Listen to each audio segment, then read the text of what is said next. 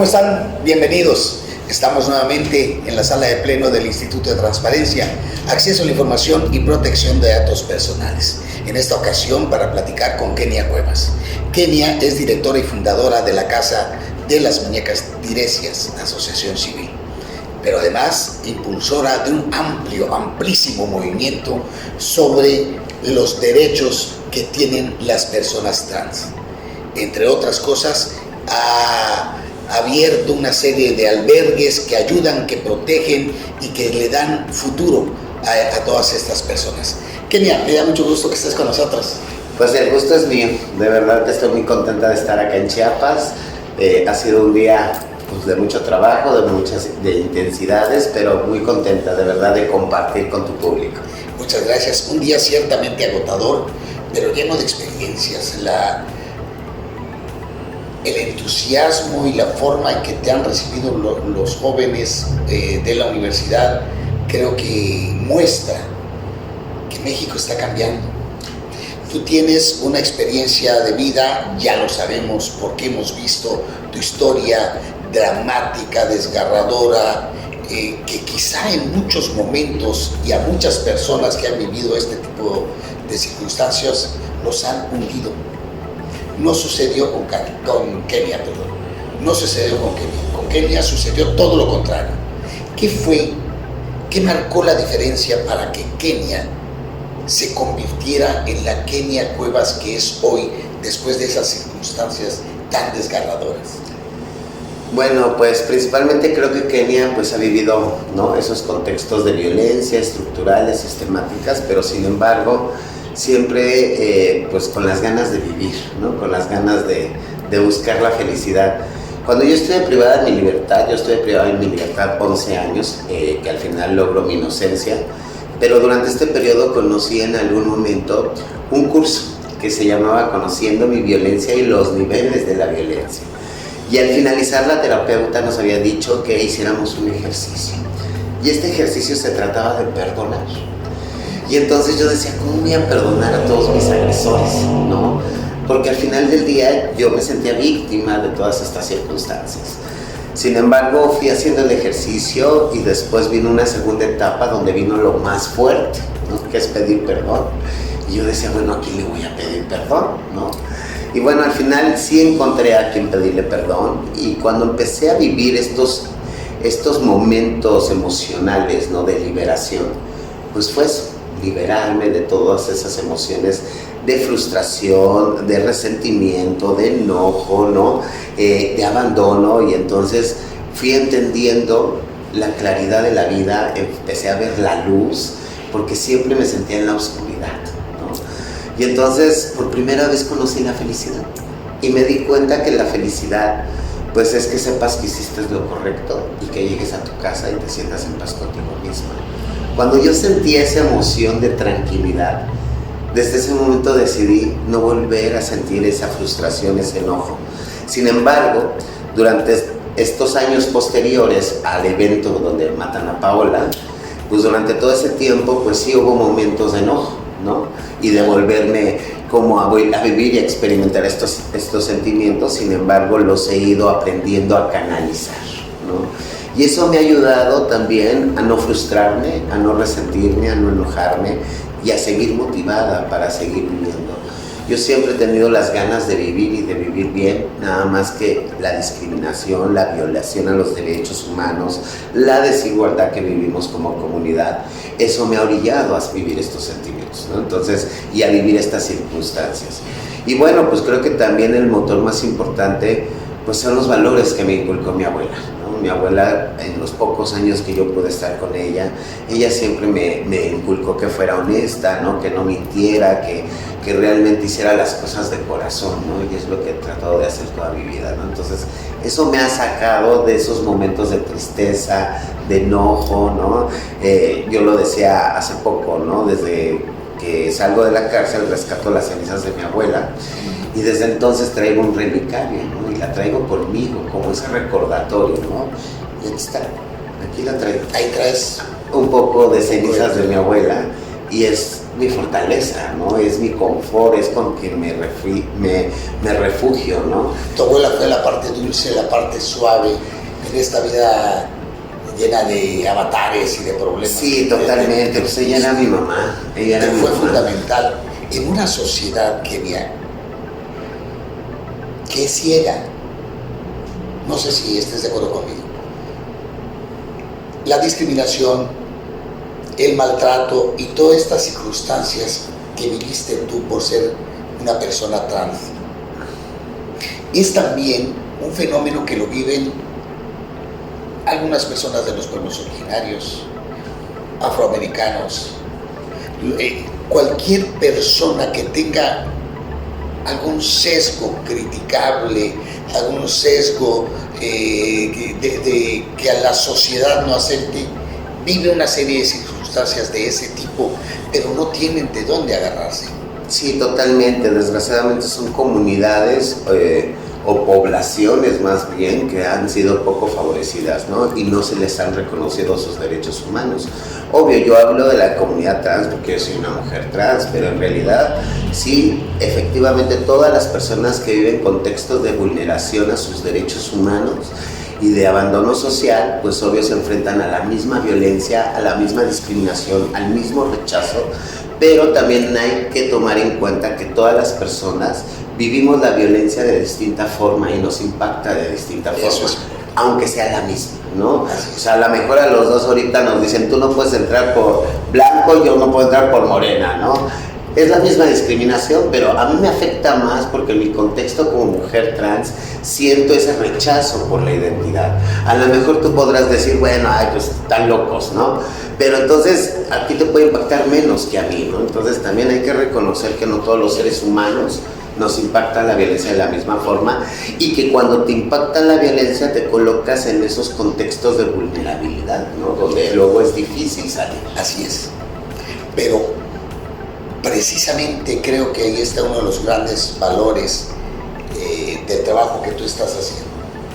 Porque en estas circunstancias de las que ya hablamos, de aquellos discriminados, de aquellos sobajados, la gran mayoría o se hunde en la depresión o se hunde en otra serie de circunstancias o responde también con violencia. Kenia Cuevas, después de ese trancazo que significó ver a tu amiga morir asesinada por un canalla, entras a la guerra, armas, sacas fuerzas de no sé dónde, pero armas una circunstancia en donde les dices, volteen, aquí estamos, véannos, existimos.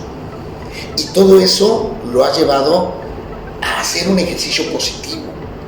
Por ejemplo, las casas, los albergues. ¿Cuántos albergues existen hoy en México? Tenemos tres albergues y uno para perritos, pero déjame decirte algo respecto a esto. Efectivamente, cuando yo empecé a luchar por justicia por Paola, pues obvio me di cuenta que en el sistema las personas trans no éramos reconocidas, ¿no? Y empecé a luchar contra el sistema, contra la sociedad, contra las instituciones, pues te vas dando cuenta de esta brecha de desigualdad, ¿no?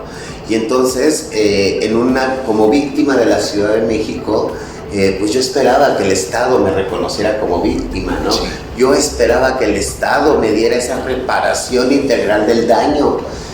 Y desgraciadamente eso lo entendí en el proceso de desigualdad que nunca iba a llegar. Así que decidí hacer mi propia reparación del daño. Y esa reparación es la construcción de esta organización, de estos albergues, porque para mí es mucho más valioso ver a una mujer que sale de esos contextos y que puede tener una calidad de vida, que eso para mí sí sería un acto de satisfacción en una reparación del daño. Y eso para mí ha construido todo un legado, todo un ejército de personas que todos los días con la convicción clara de ayudar a otro ser humano, ¿no? Entonces, de verdad es que es magnífico el cómo he llevado mi dolor, ¿no?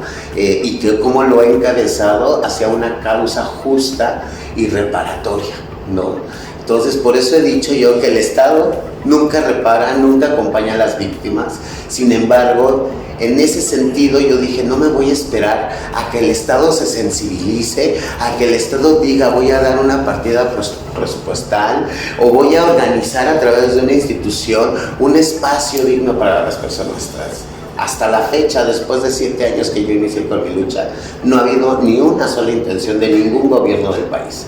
Sin embargo, yo inicié con esta iniciativa de los albergues y en América Latina soy la primera que construyó un albergue para mujeres trans enfocado con estas problemáticas y también brindando un acompañamiento y un diseño de una metodología que se construyó a través de mi propia experiencia de vida. A través de que cuando yo estuve en la calle, cuáles eran mis necesidades, ¿no? O cuando estuve en la cárcel y salí con una mano adelante y atrás, cuál fue las cosas que yo necesitaba en ese momento. Entonces, hoy sí me habla una chica y me dice, Kenia, voy a salir de prisión el día de mañana. El día de mañana en la entrada está una persona consejera de Casa de las Muñecas esperando a que salga y llevarla al albergue donde la van a recibir con amor y cariño, ¿no? Algo que yo no tuve. O cuando una persona es recién diagnosticada y no sabe a dónde dirigirse, alza el teléfono a Casa de las Muñecas y dice, Kenia, por favor, ayúdame, ¿qué hago? Me voy a morir. Y calmar, ¿no? Esa emoción que se vive en ese momento y decirle, todo va a estar tranquilo, yo tengo 33 años viviendo con VIH y sigo viva y sigo teniendo una calidad de vida, ¿no? Y entonces, todo este modelo se diseña a través de lo que a mí me tocó vivir el día a día, pero también habla de cómo yo le tuve que hacer en una forma independiente para salir de esos contextos, ¿no? De esos contextos que al final del día me consumían como ser humano, ¿no? Y que muchas de las veces yo no me explicaba por qué estaba ahí, ¿no? Entonces, siempre tuve mucho ruido. Hoy entiendo, yo muchas veces me enojé con Dios, ¿no? Con Dios, y yo le reclamé y le llegué a mentar a su mamá, ¿no? Sinceramente. Y yo le reclamaba y le decía, Dios, ¿dónde estás? ¿No? Y ese Dios nunca me contestó. Sin embargo, hoy a través de todos estos años, de todo este camino y este recorrido, me he dado cuenta, porque ahora ya me reconcilié con Dios, ¿no? Ahora ya sé quién es, ya lo conozco, ya sé qué legado nos dejó, ¿no? Cómo nos debemos de amar los seres humanos y que todos somos sus hijos, ¿no? Y eso no te lo dicen, sino uno lo va indagando, lo va experimentando, y así es como hoy reconozco a Dios. Yo ya entiendo que ese Dios, que en ese momento sentía un castigo, Él me fue preparando, moldeando, cuidando, porque a través de todo lo que viví, nunca perdí la vida. Y eso me generó la intención de verme como un diamante bruto, ¿no? Que Dios me fue moldeando para que el día de hoy pueda dar testimonio de que sí es posible salir de todos esos contextos, siempre y cuando uno tome la decisión y perdone a todas las personas que te han agredido en esta vida. Hablas de presión, más bien de la poca respuesta que ha habido de gobiernos, de autoridades, y que bueno, tuvo que haber esta presión, tuvo que haber este arranque para llamar la atención. Ha cambiado la perspectiva de los gobiernos, de los y las funcionarias para ayudar, para involucrarse, para reconocer que este sector poblacional existe y que requiere derechos, libertades, todo este tipo de asuntos. ¿Ha cambiado? ¿Hay mejor respuesta? Totalmente que sí. Totalmente que sí. Fíjate que desde que matan a Paola, y obvio lo pueden checar en internet, del 2016 para atrás no existía ni una sola nota con una identidad de género trans, ni una historia de personas trans, y las que había siempre era como una forma de morbo, no de burla.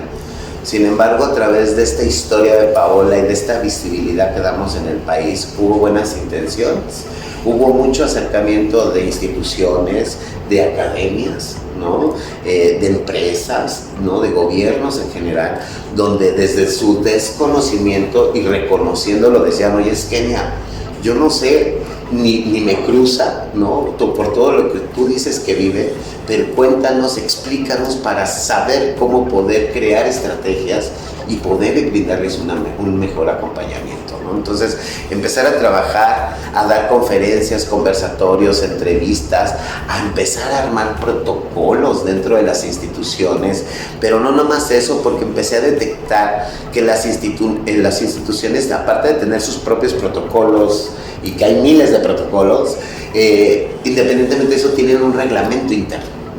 Y en ese reglamento es parte del sistema, y ahí es donde venía el bloqueo, ¿no? Y entonces era también modificar reglamentos internos, ¿no? Y brindar una capacitación, pues, institucional, ¿no? Y educativa sobre estos temas para poder reconocer las definiciones y la interseccionalidad entre cada una de ellas, pero también reconocer las identidades y expresiones que existen y cómo tratarnos, ¿no? Entonces empecé a dar un camino por todo el país a través de mi activismo.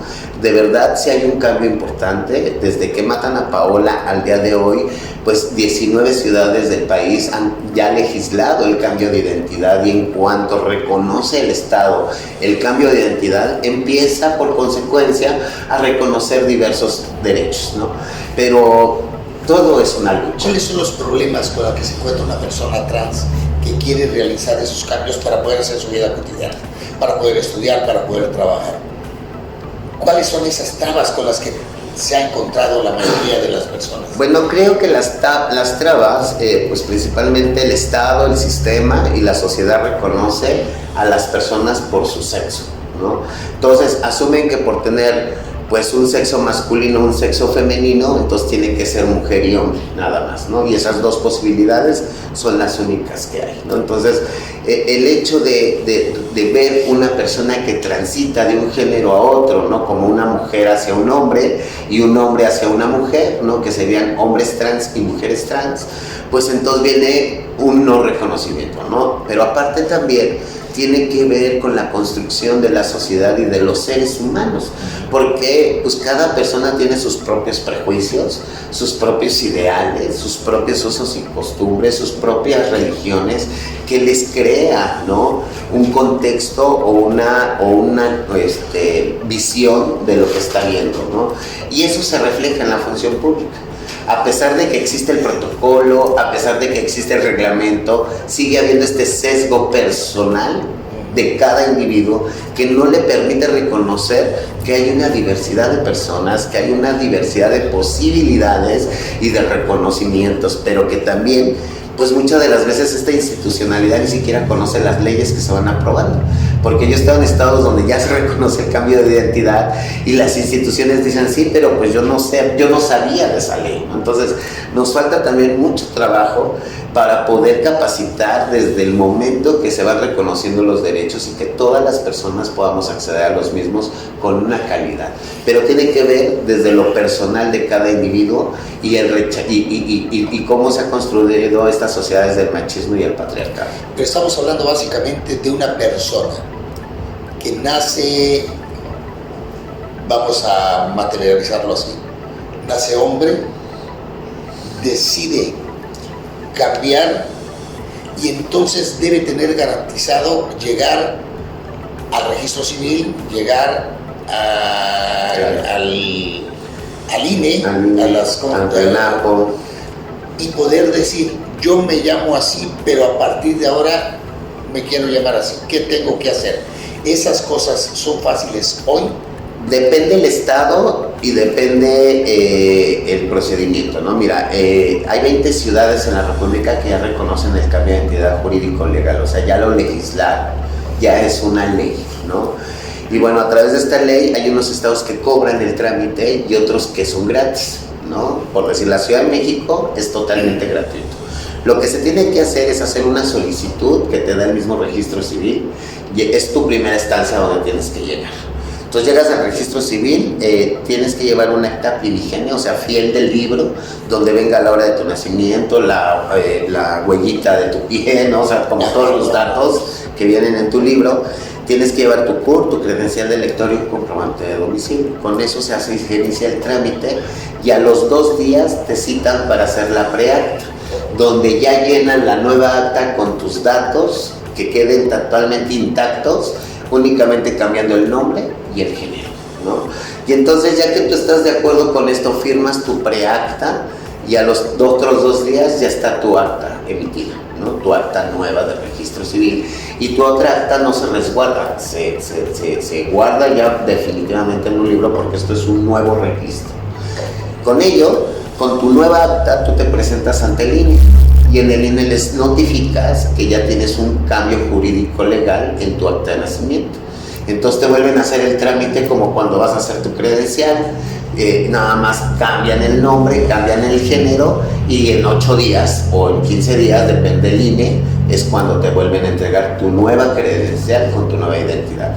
Y sistemáticamente la RENAPO homologa estos CURP, ¿no? O sea, los junta y dice, ok, estos dos son la misma persona, desaparece del sistema el anterior y activa el nuevo.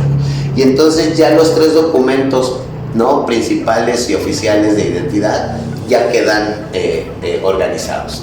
Y bueno, ya de ahí se desprende a lo privado o a lo académico, ¿no? Si tienes algún certificado, pues entonces tienes que ir a tu universidad o a tu preparatoria o a tu escuela, y en el área jurídica o en la dirección, pues tú haces la solicitud de cambio de identidad. Y entonces pues ya es un procedimiento jurídico que la SEP ya lo reconoce, ya lo sabe hacer, y entonces ahí ya en tantos días te entregan tu nuevo certificado con tu nueva identidad. El banco igual, el SAR igual, o sea, ya de ahí vas desglosándote a todas las instituciones donde tengas documentos de tu identidad. Es un asunto azaroso, pero creo que un paso muy importante. Sí, totalmente. Y en este tenor, tengo entendido que tú y tu equipo le dan asesoría y facilitan para que las personas que entran a las casas de apoyo puedan tener estas facilidades. Eso cambia, por supuesto, la perspectiva y la vida de la gente. Que también hay que mencionar que un acta de nacimiento, un CUR, una credencial no garantizan la no discriminación y la no violencia por la identidad de género, ¿no? No. Ayuda y suma a tu transición, obvio, porque ya te reconoces a través de tus documentos de identidad y ya no entras en esa vulneración que cuando te dicen, a ver, enséñame tus papeles, ¿no? Y ven Juan Pérez y te dicen, tú eres Juan Pérez, no eres Kenia, ¿no? Y entonces ahí entra como esta disputa de discriminación. Entonces esto se elimina a través ya de estos documentos, pero bueno, hay muchas personas que desde su desconocimiento pues creen que una persona va a ser trans cuando ya traiga una credencial de lector, ¿no? Pero de todas maneras son asuntos que han ido abonando a este cambio de la perspectiva social. Totalmente. Otro asunto es una ley que estás promoviendo que se me hace importantísima para la preservación inclusive o el castigo a las personas que pues cometen delitos de inclusive homicidio, ¿no? Yo quisiera que habláramos un poquito más de eso después del corte. Okay. Permítanos, regresamos a un momento.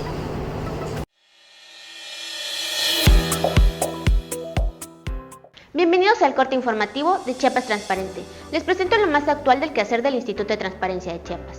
En el marco del Día Mundial de la Lucha contra el Cáncer de Mama, las personas servidoras públicas de este órgano garante recibieron una plática impartida por el doctor José Antonio Bastar Bustamante, médico ultrasonografista. Esta actividad fue impulsada por la Unidad de Igualdad de Género de este instituto con el objetivo de informar, concientizar y sensibilizar sobre el cáncer de mama. El Instituto de Transparencia, Acceso a la Información y Protección de Datos Personales del Estado participó en la jornada de sensibilización en diversidad sexual, impartida por Kenia Cuevas, directora y fundadora de la Casa de las Muñecas Tiresias AC en la Universidad Pablo Guardado Chávez el 24 de octubre. El panel El cáncer de mama desde la perspectiva de género y el derecho a la información, realizado en el Auditorio Enrique Robles del Poder Judicial del Estado, donde fungieron como ponentes Kenia Cuevas, directora y fundadora de la Casa de las Muñecas Tiresias AC, María Isabel Cruz Cruz, procuradora estatal del sistema DIF Chiapas, doctora Carolina Palacios Burguete, médica cirujana y especialista en medicina preventiva, evento moderado por el comisionado presidente de este instituto, Hugo Alejandro Villar Pinto. Al acto asistió el comisionado del Instituto de Transparencia, Jesús David Pineda Carpio, y personal de la Unidad de Género de este órgano garante, así como servidores públicos del Poder Judicial. El Instituto de Transparencia de Chiapas, en coordinación con las comisiones de atención a la mujer y a la niñez y de igualdad de género del Congreso del Estado, realizaron el Parlamento abierto sobre la propuesta de iniciativa en materia de identidad de género. con la finalidad de generar un espacio de interlocución ciudadana a través de una audiencia pública para el análisis de la iniciativa con proyecto de decreto al Código Civil para el Estado de Chiapas en materia de reconocimiento de identidad de género. Hasta aquí la información en torno al Instituto de Transparencia de Chiapas. Agradecemos su preferencia, síguenos en nuestras redes sociales por un Chiapas transparente.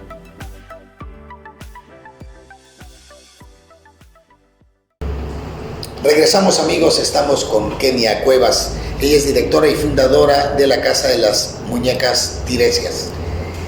Estábamos hablando sobre los avances en la percepción social, los caminos que han llevado esto, el dramatismo que impulsó a Kenia a hacer todo un desarrollo de una metodología, de una organización, y que ha ido avanzando y que ha ido también cambiando al colectivo.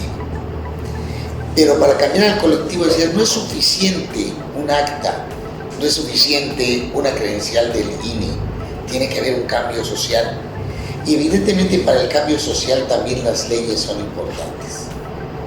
Ante las circunstancias de la muerte de Paola, también viste la necesidad de proponer una ley. Platícanos sobre ella. Sí, desgraciadamente es que cuando matan a Paola me doy cuenta que el reconocimiento de la identidad no existía, ¿no? Porque pues efectivamente lo asumían como un homicidio, ¿no? Entonces, un homicidio va dirigido hacia los hombres, ¿no? Como el feminicidio va dirigido a las mujeres. Entonces me decían, pues si ella es mujer, entonces tendría que ir a feminicidios, ¿no? Pero el feminicidio, revisando la ley, obvio sí habla con una perspectiva de género la ley y habla de la interseccionalidad de las violencias en las que se colocan las mujeres donde son víctimas, ¿no? Y entonces, empezando a revisarla, yo decía, bueno, pero las mujeres cisgénero, heterosexuales, no viven y enfrentan las mismas violencias que una mujer trans, a pesar de que somos asesinadas por ser mujeres, ¿no? Y entonces, hablando con el diputado Temístocles de la Ciudad de México, que es el comisionado de la Comisión de Derechos Humanos del Congreso de la Ciudad, pues empezamos a trabajar esta ley Paola Buenrostro, que habla de la tipificación del delito de transfeminicidio y transhomicidio y el reconocimiento de las familias elegidas. Y bueno, ¿por qué hablar de las familias elegidas? Porque desgraciadamente las personas trans, por todo este sesgo de discriminación, ni siquiera en la muerte rescatan nuestros cuerpos. Entonces estos cuerpos se iban a fosas sin nombre o a las universidades, y entonces si tú vivías o tenías una red de apoyo como otras mujeres trans o tu propia pareja, no podían ir a reclamar tu cuerpo. Entonces, porque la ley no lo permitía. No había una representación legal. Legal, jurídica, ¿no? Entonces, lo que buscamos con esta ley es que sí se reconozca estos patrones de familia y que pues a su vez también pueda ser este acompañante, ¿no?, a la muerte digna, ¿no? Entonces, esta ley ya se metió en la Ciudad de México, estamos esperando que termine la revisión en las comisiones y que por fin se apruebe, y la estamos promoviendo pues por todos lados, ¿no? El transfeminicidio, que es un término que no se reconocía a partir de la muerte de Paola, es cuando empezamos a buscar esta palabra, este término y este reconocimiento. Pero sin embargo, aunque todavía no está jurídicamente esa ley, y que también atiende a la recomendación 02-2019 de la Comisión de Derechos Humanos del entonces Distrito Federal, que va dirigida a la Fiscalía de la Ciudad de México por la violación de derechos humanos que era mi persona y era de Paola, ¿no? Entonces, ahí decía que uno de los puntos recomendatorios que era la modificación del Código Penal. Entonces, ahorita esta ley también se trabaja junto con la Fiscalía, pero sin embargo la Fiscalía Ernestina Godoy en la Ciudad de México crea la unidad especializada de transfeminicidios para empezar a concentrar todos estos casos y empezar a tener pues datos duros, ¿no? Datos que no existían porque siempre nos aventaban en aquella lista inmensa de homicidios, ¿no? Claro. Y entonces de lo que no se habla no existe. Entonces, hoy que existe una unidad, hoy que existe toda esta concentración de expedientes y de carpetas de investigación, nos damos cuenta pues que sí estamos en un número muy alto de asesinatos de la comunidad trans, ¿no?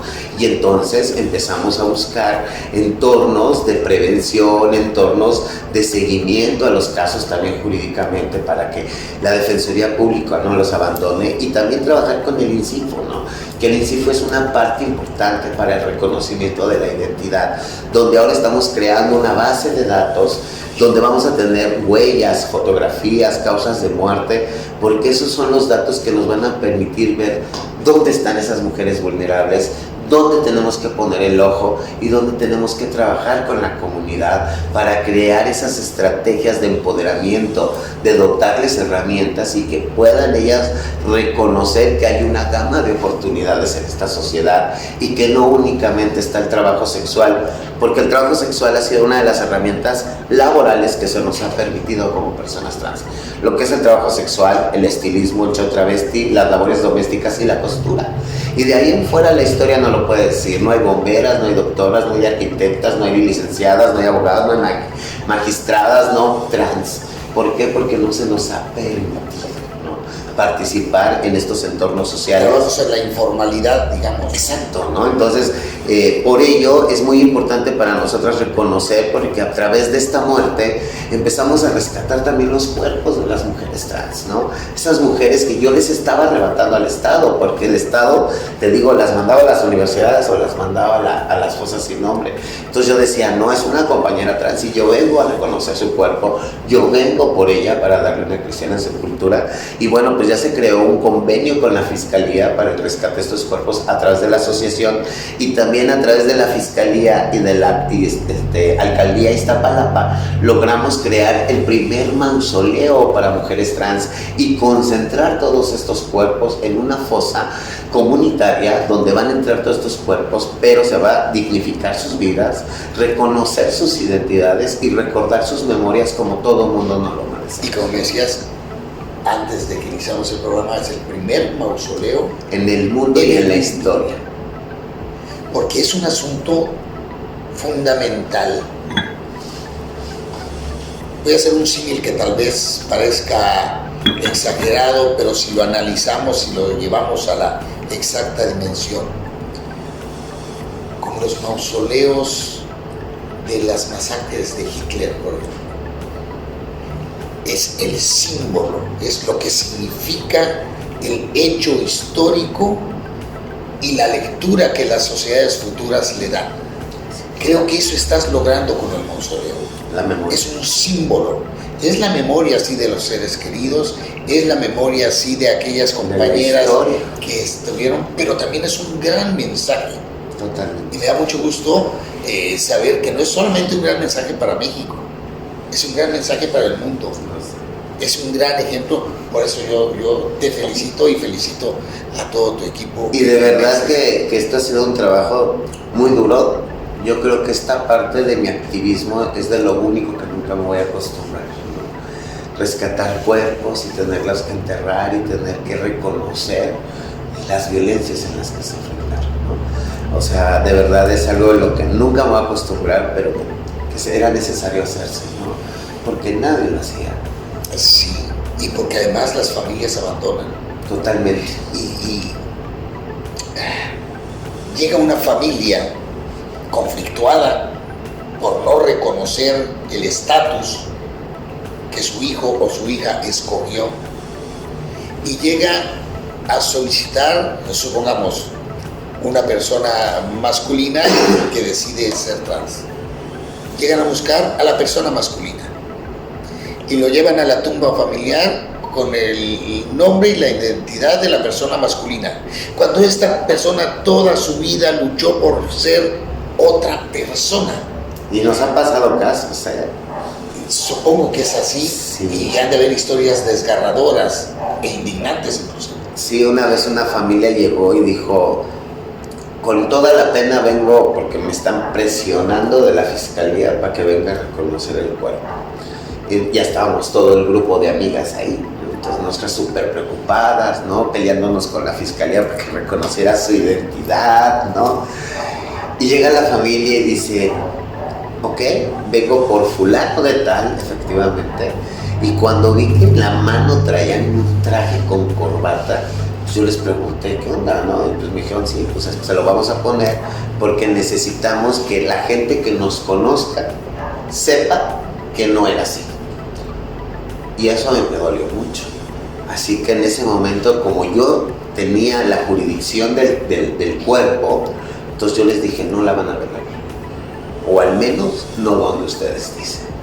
Y entonces ahí se vino como un ambiente medio pesado, tuvo que intervenir la fiscal y llegamos a un acuerdo, porque curiosamente esta mujer en vida me había dejado una carta donde me decía, Kenia, si algún día me pasa algo, que mi familia no decida por mí, por favor. Es importante. Entonces yo tenía esa carta y por esa carta pues logro tener la jurisdicción y ahí negociamos, porque ellos como familiares, por la petición de la abuela, ni siquiera por ella, era que la abuela la quería en la tumba familiar. Y entonces ellos querían cumplirle el deseo a la abuela. Entonces en ese proceso yo intervengo y pues al final me dijeron, tú vélala y no la llevas al panteón. Y fue lo que hicimos. La llevé, la velé, la llevamos al panteón y en el panteón me aseguré que le pusiera Pamela. Lo lograron. Lo logré, claro.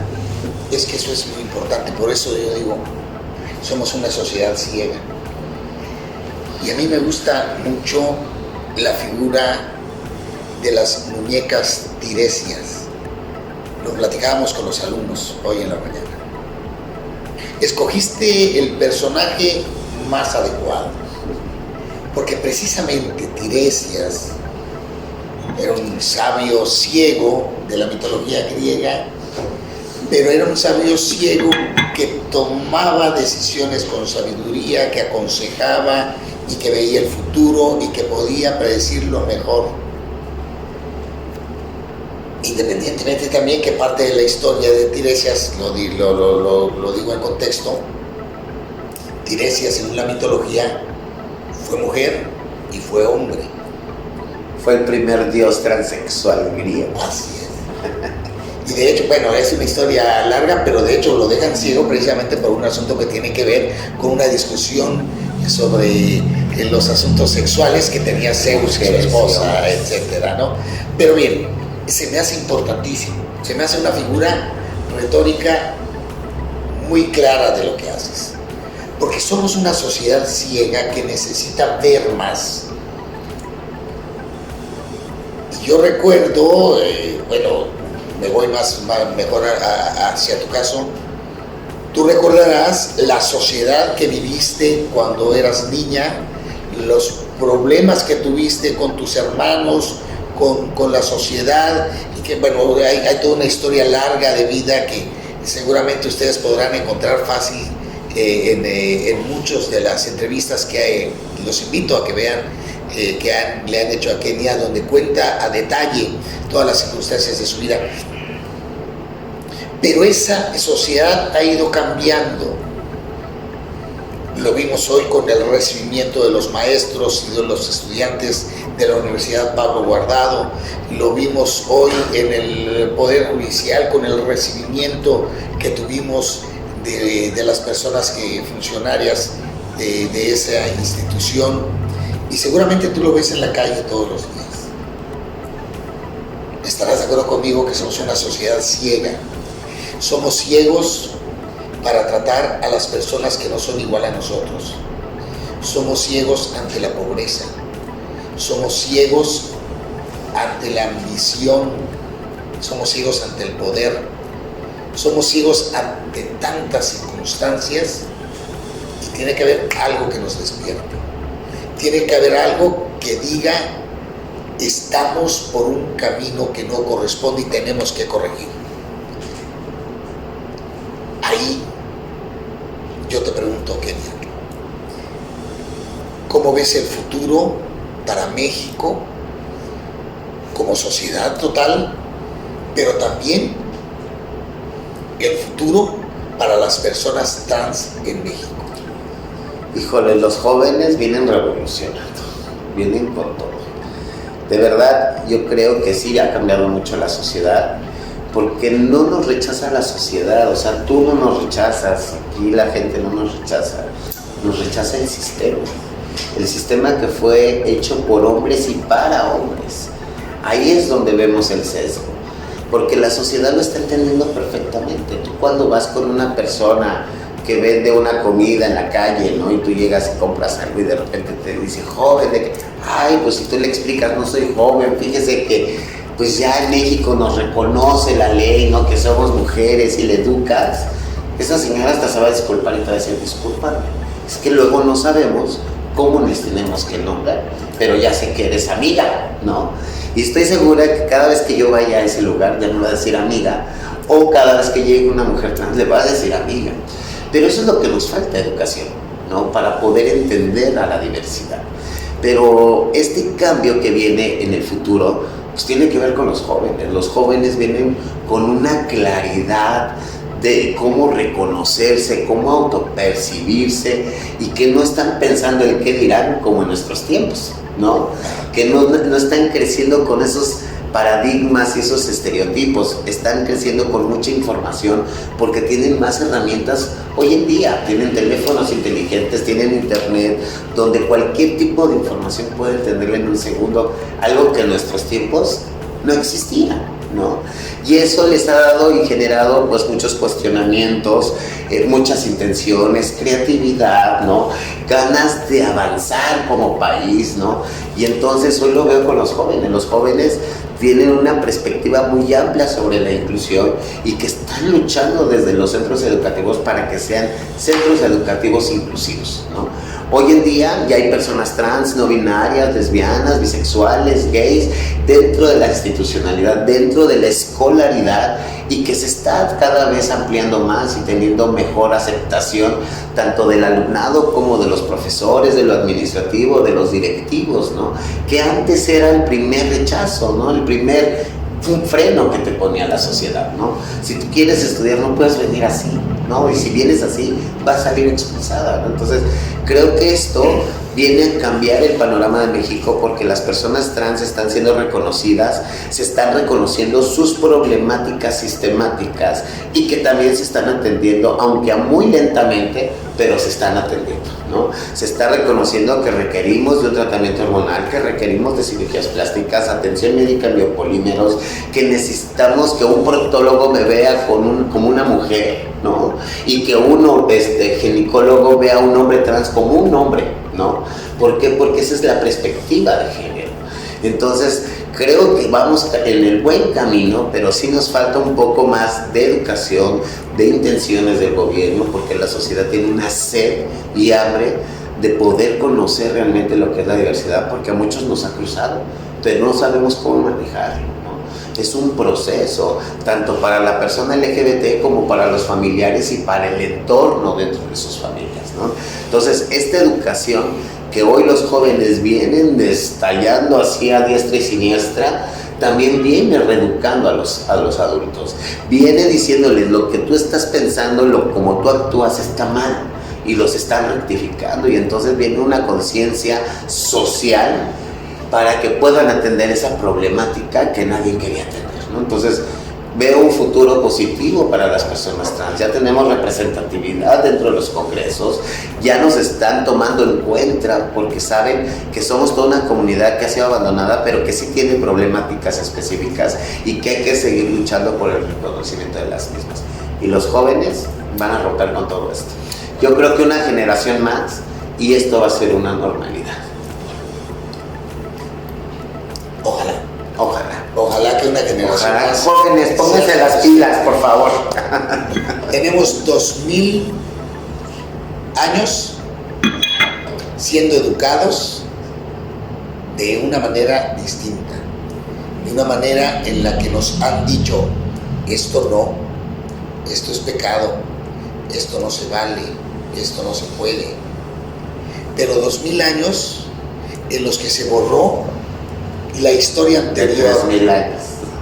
La historia anterior platicábamos hace un rato, en Asia, en Grecia, en América, en Egipto, la convivencia entre las personas diferentes era normal.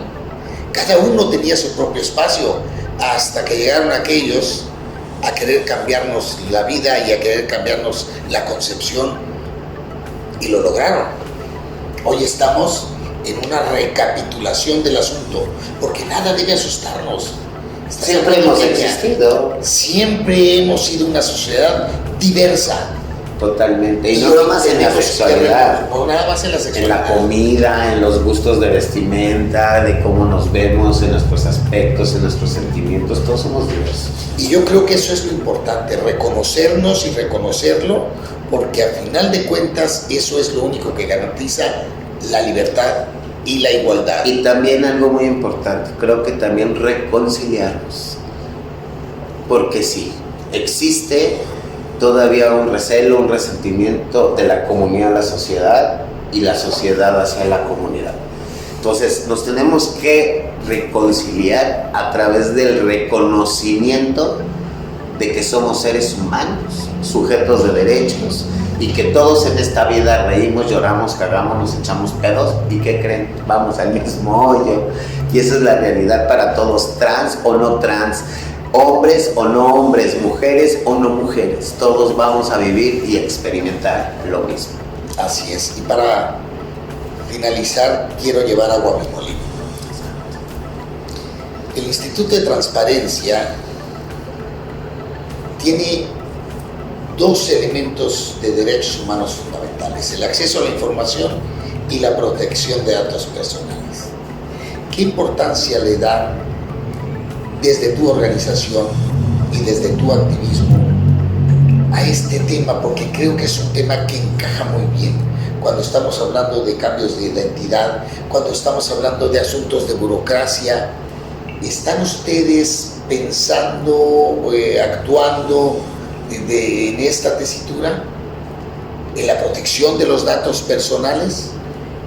Sí, no, totalmente, en todo momento. Yo creo que eso pues hemos aprendido que es un derecho también, ¿no? Y que no se deben de violentar, pero también la transparencia y también la información, que es muy importante, ¿no? Porque cuántas mujeres trans, por también estar desinformadas, no se acercan a hacerse una prueba, no se acercan al cambio de identidad, no se acercan a un servicio médico de salud realmente integral, un endocrinólogo, porque no tienen la información. Entonces la asociación, a través del trabajo que hace, campañas de salud, de prevención, siempre estamos difundiendo, ¿no? Que existen estos servicios, que se pueden acercar, y no nomás eso, que también les podemos brindar ese acompañamiento, ¿no?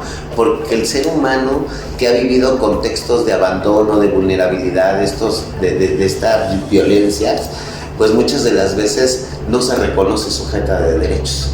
Entonces no reconoce que es digna de acercarse a una institución. Entonces, de ese acompañamiento es decirle: tú te lo mereces, eres digna de recibir este apoyo, y yo te voy a acompañar para que no te sientas en ningún momento vulnerable, ¿no? Y entonces en ese contexto, pues creo que sí se va dando las cosas. Ciertamente el trabajo que han realizado es muy importante y coincido. Vamos en la búsqueda de un mundo mejor, porque al final de cuentas el desarrollo social tiene que ser marcado por las acciones, y las acciones están generando un nuevo pensamiento. Yo iniciaba diciendo la sociedad de la ceguera, y también te comentaba de las virtudes de Tiresias, la sociedad ciega, pero la sociedad que también puede tener luz. Y creo que lo que estos albergues, el trabajo de Kenia Cuevas, el movimiento que se está haciendo en México y que está trascendiendo ahora fronteras, seguramente será propicio para un México mejor, para un México con más transparencia, para un México con más libertades y con mayor igualdad.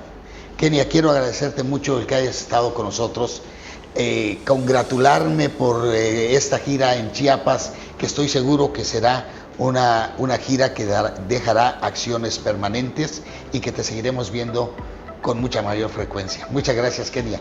No, pues muchas gracias a ti y a toda tu audiencia, y de verdad estoy muy agradecida por este gran recibimiento, no nomás de ustedes, sino también de todo el estado, porque la gente me ha reconocido, me ha buscado para la foto, me ha abrazado, ¿no? Y la verdad ese es amor que no hay cómo agradecer.